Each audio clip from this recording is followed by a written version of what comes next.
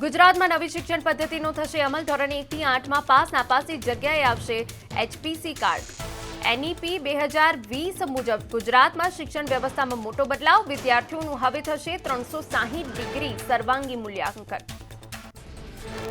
આગામી શૈક્ષણિક ક્ષેત્રથી ગુજરાતમાં નવું ક્યુરિકુલમ 15 થી 20 યોજના પેજના હોલિસ્ટિક પ્રોગ્રેસ કાર્ડથી થશે મૂલ્યાંકન. ધોરણ 6 થી વ્યવસાયલક્ષી શિક્ષણ, 9 થી 12 માં વિષય પસંદગીની ફ્લેક્સિબિલિટી. શિક્ષણ વિભાગ ટૂંક સમયમાં જાહેર કરશે નવું ફ્રેમવર્ક.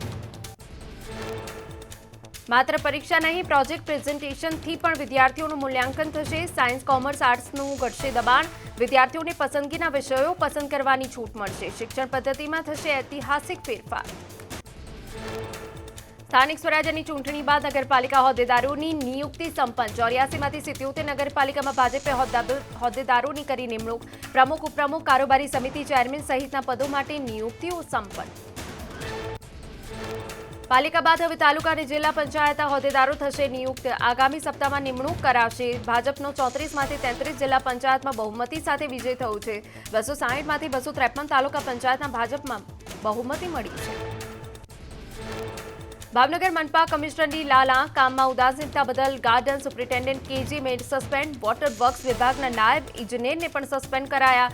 KG મેનને ડ્રેનેજ વિભાગમાં હાજર થવા અને પરવાનગી વિના હેડક્વાર્ટર ન છોડવા આદેશ. પીએમની અપીલ બાદ EV વાહનોની વધી ડિમાન્ડ. ઇલેક્ટ્રિક વાહનોની ખરીદીની ઇન્ક્વાયરીમાં 200 થી 300% વધારો. EV કારમાં 1 થી 3 મહિના સુધીનું વેઇટિંગ, જ્યારે ટુ વ્હીલરમાં 15 દિવસથી 1 મહિના સુધીનું વેઇટિંગ.